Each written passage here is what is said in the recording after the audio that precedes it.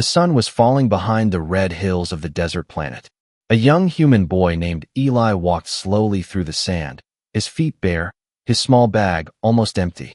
He was an orphan, surviving by collecting scraps from old crash sites and selling them for food. His eyes were tired, but there was still a small spark in them, a spark that refused to die. As he reached the edge of a dried canyon, he saw smoke rising in the distance. He thought it might be another wreck, maybe a small shuttle or pod. Eli's heart started to beat faster. Scraps meant credits, and credits meant dinner. He began to run, sand flying behind him as he climbed over rocks and dunes. When he reached the source of the smoke, he stopped, frozen. There, half buried in the sand, was a shimmering silver spacecraft, unlike anything he had ever seen. It was smooth, glowing faintly with blue light, and completely silent except for the soft hum of dying energy. The door was broken, and strange alien symbols were written across the hull.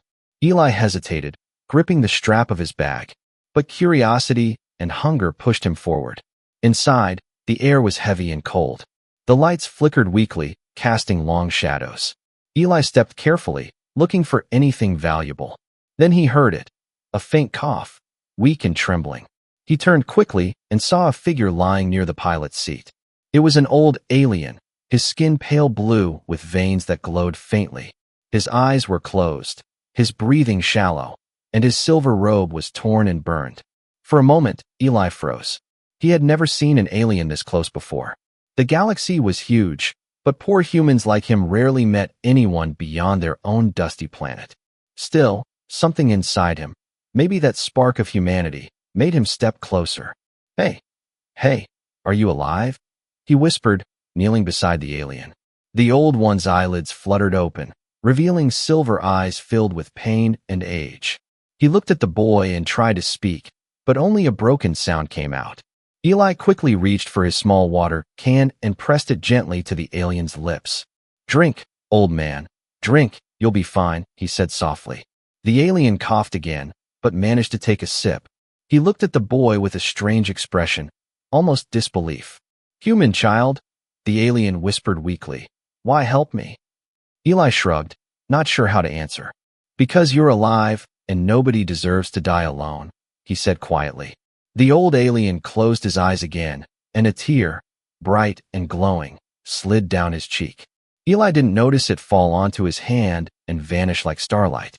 He looked around the cockpit, trying to find something useful, maybe a med kit, maybe energy cells. But everything was broken or burned. The only thing working was a small crystal orb pulsing weakly near the control panel.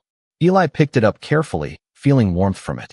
Suddenly, the alien gasped and reached out, his long fingers grabbing Eli's wrist. "Don't destroy that," he whispered.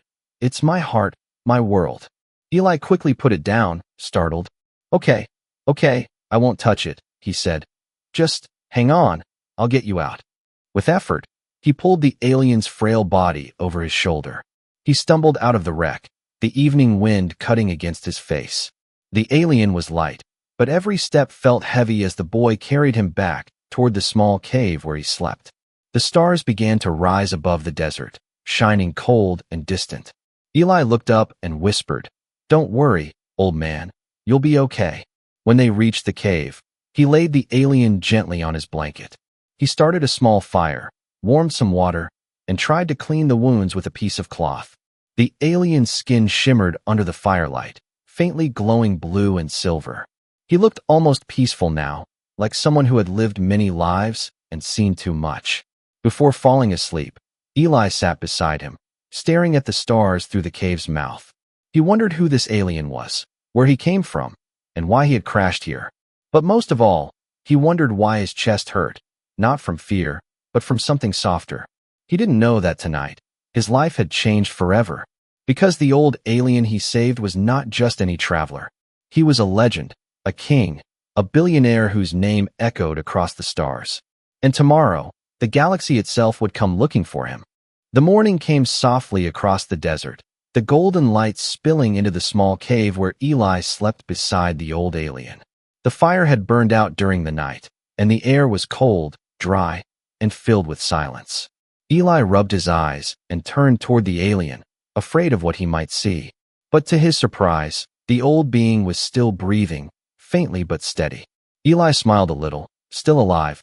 Huh, old man, he said quietly. He stood up, stretched, and poured the last bit of his water into a tin cup, warming it over the tiny flame. As he stirred the cup, he noticed something strange. The crystal orb from the ship that he had placed in the corner was now glowing brighter. It pulsed slowly, like a heartbeat, and each pulse made a faint hum that filled the cave with warmth. When Eli turned back, the alien's eyes were open, glowing softly with silver light. The boy froze, unsure if he should speak. Then the alien whispered, his voice weak but clearer than before. "You saved me, human boy." Eli nodded, scratching his head awkwardly. "Yeah, well, I couldn't just leave you to die out there." The alien tried to sit up, his movements slow and shaky. "Your world, harsh, yet you showed mercy," he said, his accent deep and musical. "Few would do that." Eli shrugged again, pretending to look busy. "I just did what anyone should do." But inside, he felt a strange pride, a warmth he hadn't felt in years. The alien studied him for a long moment, as if looking into something beyond his skin, beyond his heart. Then he smiled weakly. "What is your name, young one?" "Eli," he answered. "Just Eli." The alien nodded slowly. "I am Zorith," he said, his voice trembling as if that name carried weight. "Once I ruled." He stopped, closing his eyes. "No, it does not matter now." Eli tilted his head, curious. "Ruled what?" Zorith smiled faintly. "Stories for later." He looked around, his gaze landing on the glowing orb. "You kept it safe," he said softly. "That crystal is my life, my ship's soul, and a key to everything I've ever built." Eli frowned, not understanding much. "It's just light, right?" Zorith chuckled weakly. "Light can build empires, child." Hours passed as Eli went out to gather food. A few roots, dry fruits, and a little water from the old solar still he had hidden under rocks. When he returned, Zorith was sitting upright, his hands raised slightly, and the air around him shimmered. Eli stopped, eyes wide. "What are you doing?" Zorith opened his glowing eyes. "Healing," he said. "Your fire, your kindness, gave me strength. Now I give some back." The boy felt warmth in the air, like invisible sunlight brushing against his skin. The alien's body began to change. Wounds closed, burns faded, and his skin regained a gentle glow like polished stone. Eli stepped closer, amazed. "You're magic." Zorith smiled. "Not magic, Eli, just old science, older than your son." Then, for the first time, Eli laughed, a real laugh that echoed in the small cave. It startled him how good it felt. Zorith smiled, watching him. "Your laugh is strong, it heals too," he said gently. That night, the stars above the desert seemed brighter, as if they were watching. Zorith told stories, not full ones, but fragments of worlds, of oceans made of glass, and cities floating among the stars. Eli listened, eyes wide, trying to imagine such things. "You speak like you've been everywhere," Eli said. Zorith smiled, looking distant. "Perhaps I have." Before sleeping, Eli asked softly, "Will you leave soon?" Zorith looked at him for a long moment. "When I must," he replied. "But I owe you more than I can ever repay." Eli yawned, curling up near the small fire. "You don't owe me anything. Just get better, old man." Zorith watched him fall asleep, and for the first time in centuries, he felt something he had forgotten. Not power, not wealth, but peace. He reached toward the glowing crystal, touching it lightly, and a silent message pulsed across the stars. A signal, ancient and powerful, whispering through the void. Far beyond the desert planet, in the cold expanse of space, 100 ships stirred awake. Golden crests glowed on their hulls, the mark of the House of Zorith, the richest and most powerful dynasty in the galaxy. The lost king had been found, and the stars were beginning to move again. The days passed slowly on the quiet desert world. Eli had grown used to the alien's soft humming at night, and the faint glow that now filled the cave. Zorith was healing faster than anyone should, his strength returning like the rising sun after a long winter. Sometimes, when Eli woke up, he would find the alien standing outside, staring at the stars as if listening to voices only he could hear. One evening, Eli asked, "What are you listening to out there?" Zorith turned, his silver eyes reflecting the firelight. "The stars speak when one knows how to listen," he said, "and lately, they are speaking loudly." Eli frowned, poking the fire with a stick. "Sounds creepy to me." The alien chuckled softly. "Perhaps to humans, but to my kind, silence is the real danger." Later that night, Eli noticed something strange. The crystal orb glowed brighter whenever Zorith touched it, and sometimes it projected small patterns into the air, like maps made of light. Eli sat beside him, watching in awe. "Is that your home?" Zorith nodded. "Part of it. Yes, one of many worlds under my care." Eli blinked. "You said you ruled before, didn't you?" Zorith smiled faintly. "I once led those who believed wealth could build peace, but I learned too late that peace cannot be bought." Eli tilted his head. "Then why do they call you rich?" Zorith laughed gently. "Because the galaxy values the wrong things, my boy." That night, Zorith showed him a small silver pendant, shaped like a spiral galaxy, glowing faintly with light. "This belonged to my first grandchild," he said, "a reminder that kindness survives longer than gold." Eli looked at it quietly, feeling the weight of something sacred in that simple trinket. But far above, something was shifting. The night sky seemed normal, yet in the dark corners of space, dozens of ships were already closing in on the planet. They moved silently, their engines muted, their purpose singular, find Zorith. Inside one of the command ships, alien officers in golden armor watched the surface through scanners. "Confirmed, energy signal matches the royal crystal signature," one said. "Prepare the descent," the commander replied. "Our Lord lives, and no harm must come to him." Back in the cave, Eli was fixing an old radio transmitter he had found near a wreck weeks ago. He wanted to hear human voices again, maybe traders or miners. But every time he turned it on, it only caught static until now. Suddenly the static turned into faint voices, then into a deep hum that made the hairs on his neck stand up. "What the?" he whispered. Zorith looked up instantly, his silver eyes flashing. "Turn that off, Eli." Eli jumped. "Why, what is it?" "They are coming," Zorith said quietly. "My people have heard the call."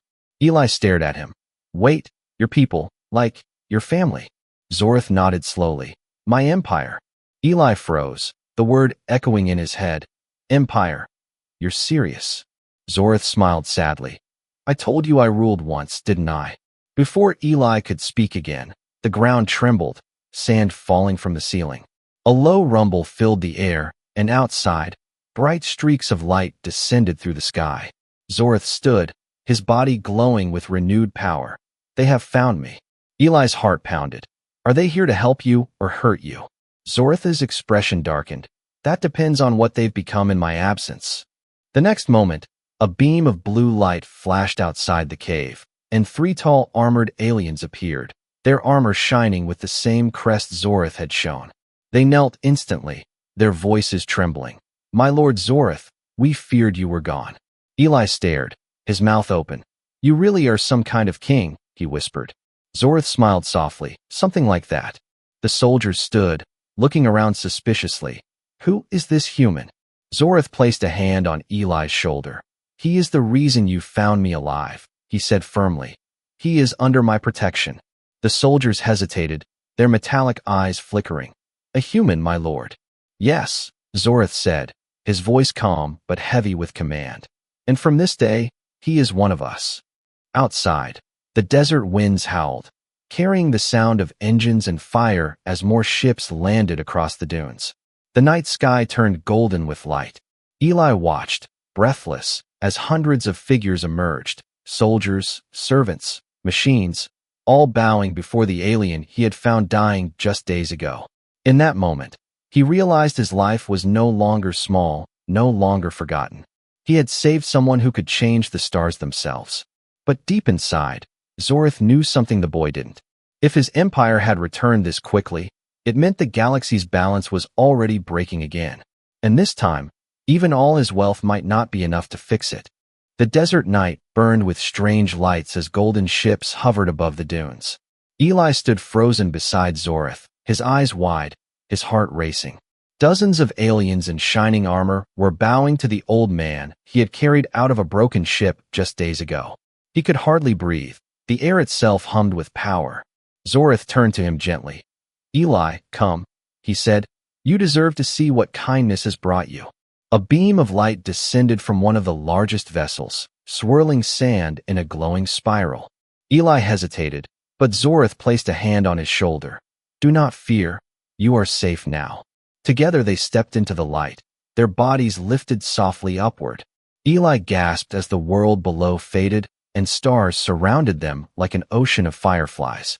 When they appeared inside the ship, Eli could barely believe his eyes. The walls shimmered like liquid metal, floors reflected light like glass, and alien symbols moved across the air as if alive. Strange music echoed faintly through the corridors, a sound both mechanical and beautiful.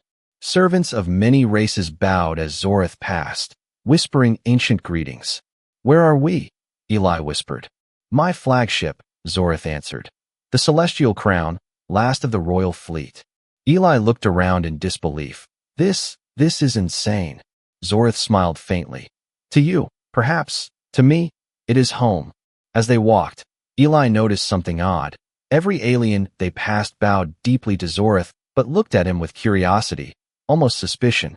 He could feel the weight of their stares, as if he didn't belong.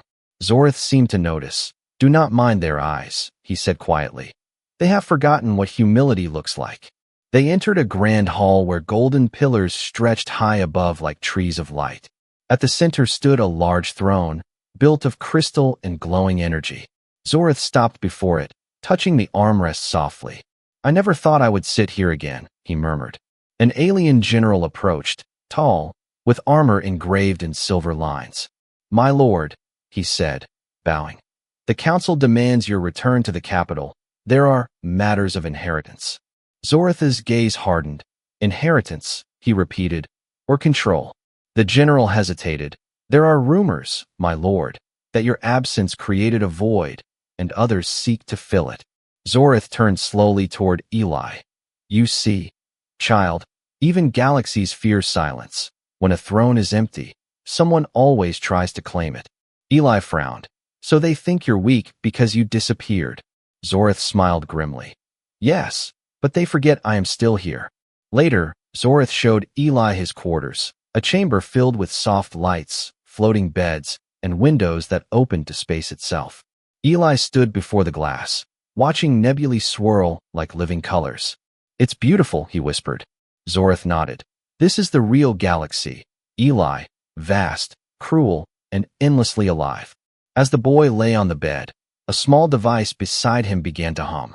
Curious, he touched it, and a hologram flickered to life, showing planets, cities, and beings bowing before Zorith's crest.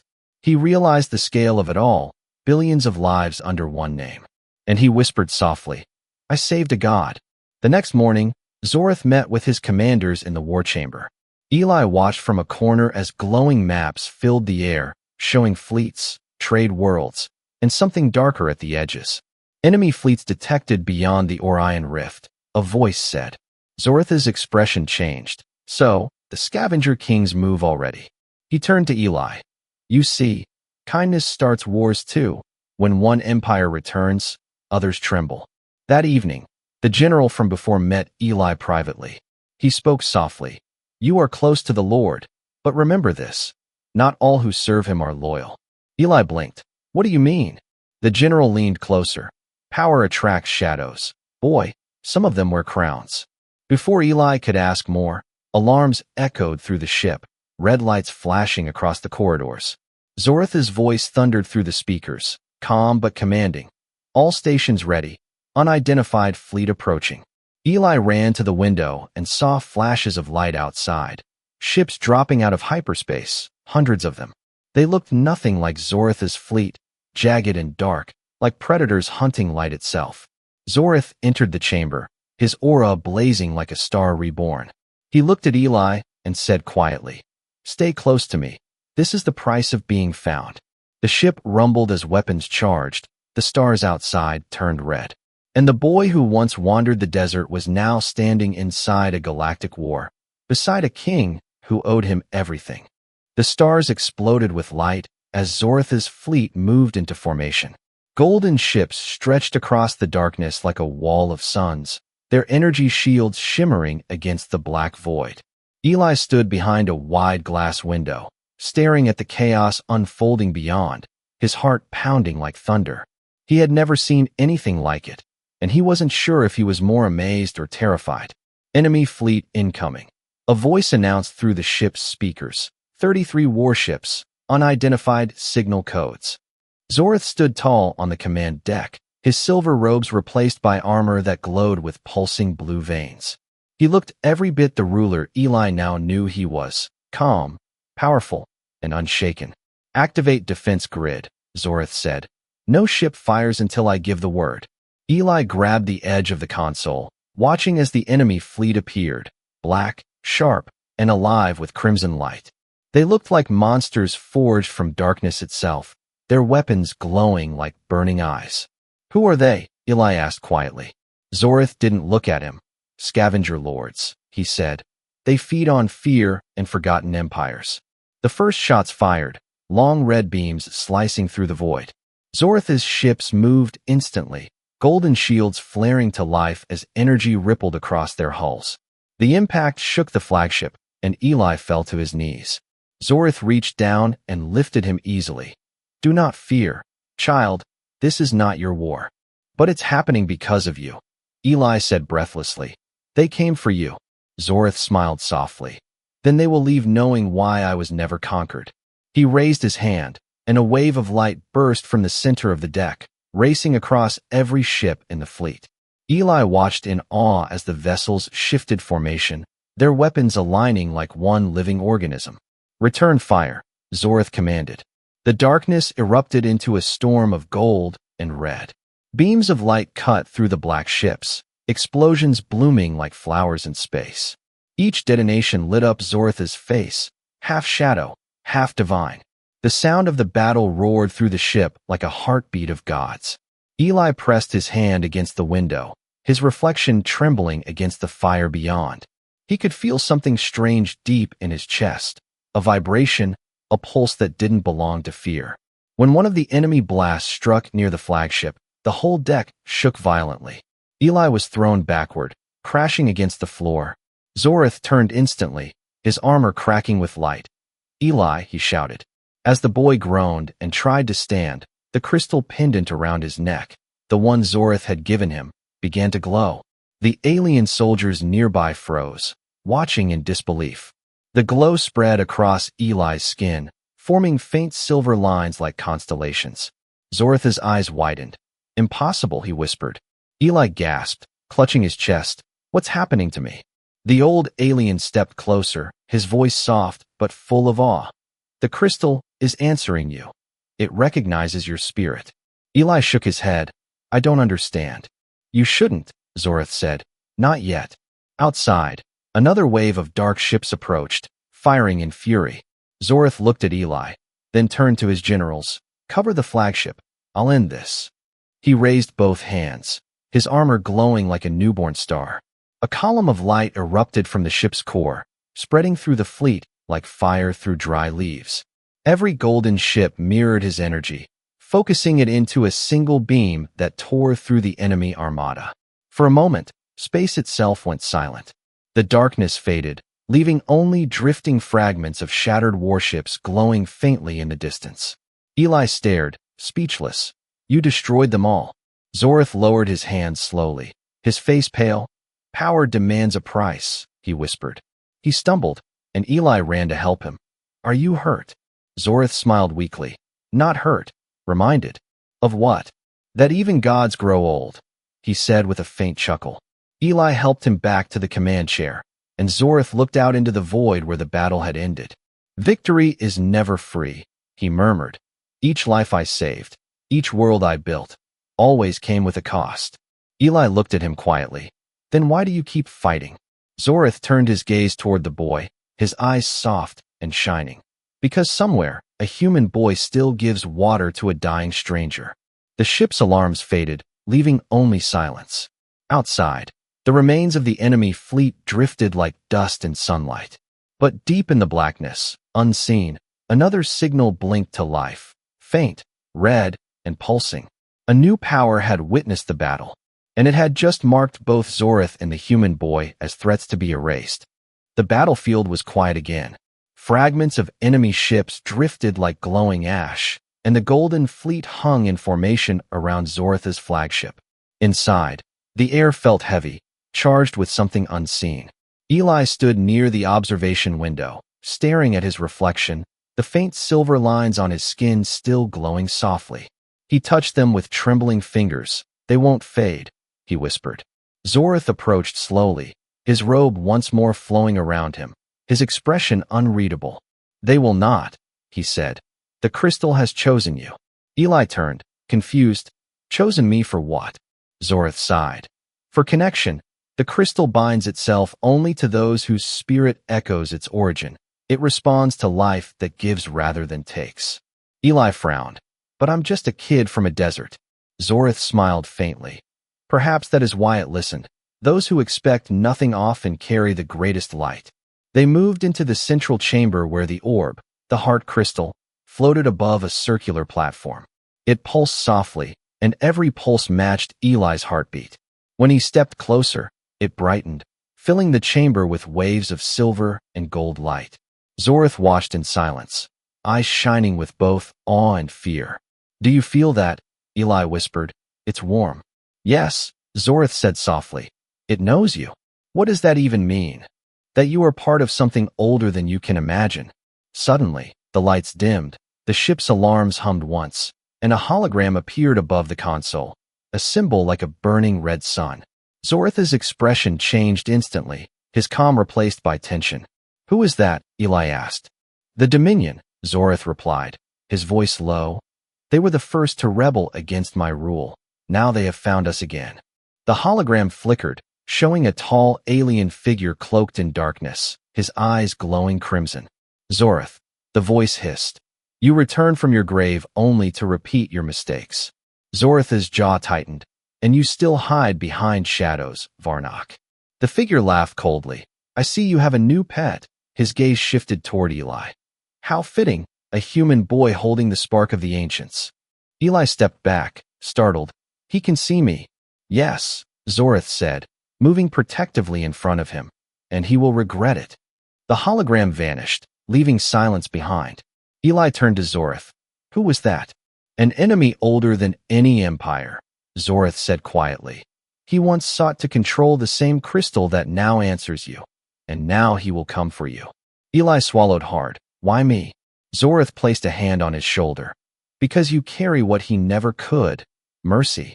Later that night, Eli couldn't sleep. The glow from the crystal illuminated the room in soft blue light. He sat by the window, watching distant stars, wondering how far he was from the simple life he once knew. The door opened quietly, and one of the alien generals entered, his armor gleaming in the dim light.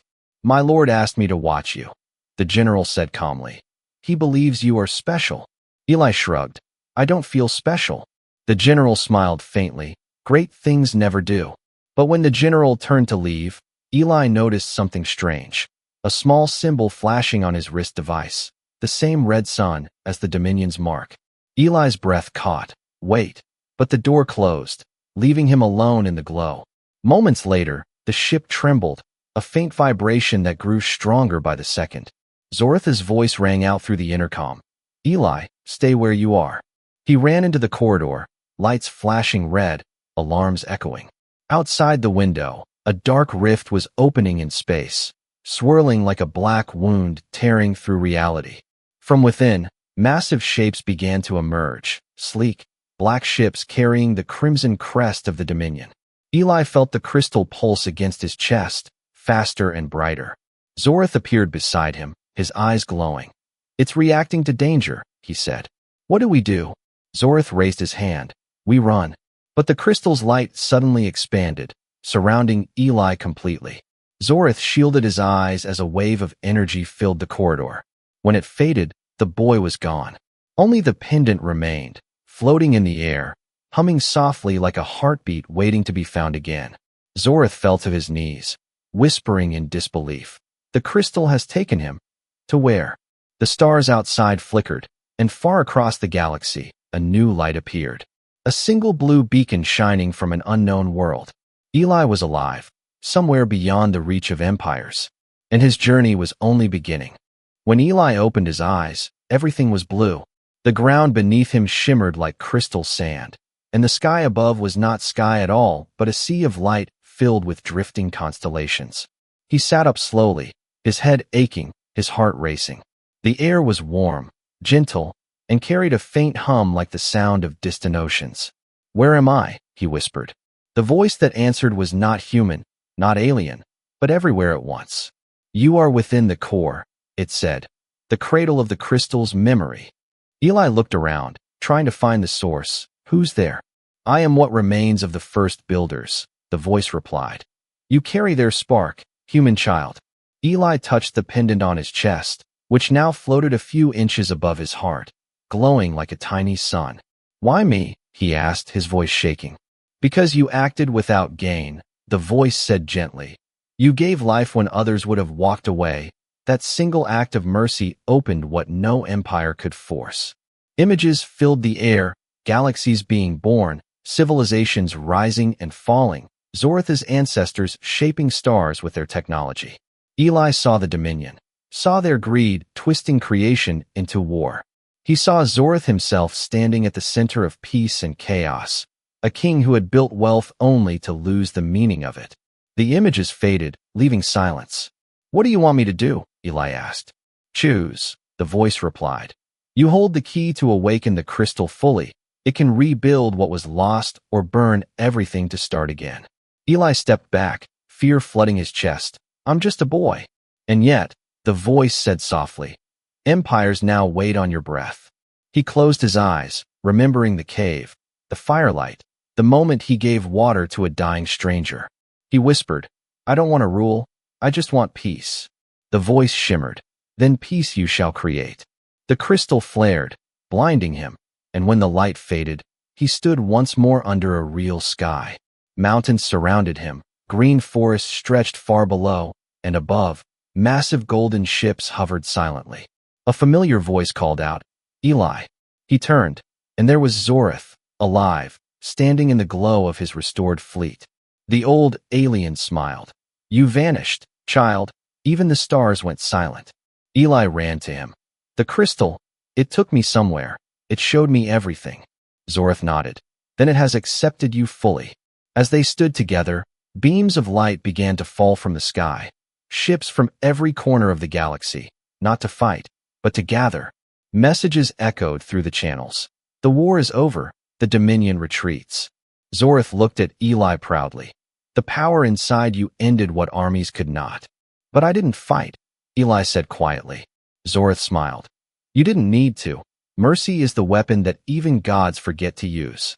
Later that night, the two sat on a hill overlooking the valley, the fleet's lights twinkling like stars above. Eli held the pendant in his hands, its glow calm and steady. "What happens now?" he asked. Zorath looked at the horizon. "Now the galaxy remembers, and you, Eli, must decide where to shine next." Eli laughed softly. "I think I've had enough of saving kings." Zorath chuckled. "Then perhaps you should become one." Eli shook his head. "No, I'll just be me, a human boy who helps when he can." Zoratha's eyes gleamed with pride. "Then may the stars follow your kindness." The wind carried their laughter across the night, blending with the hum of ships and the distant songs of new worlds being born. Far above, the crystal pulsed once more, sending a wave of light through the cosmos. Every world touched by it felt a moment of warmth, a reminder that somewhere, a single act of mercy had changed the fate of galaxies. And in the eternal silence between stars, the story of the boy who saved a dying alien and healed the universe lived on, not as legend, but as truth whispered across the endless dark. A reminder that humanity's greatest power was never in weapons or empires. It was in the simple choice to care,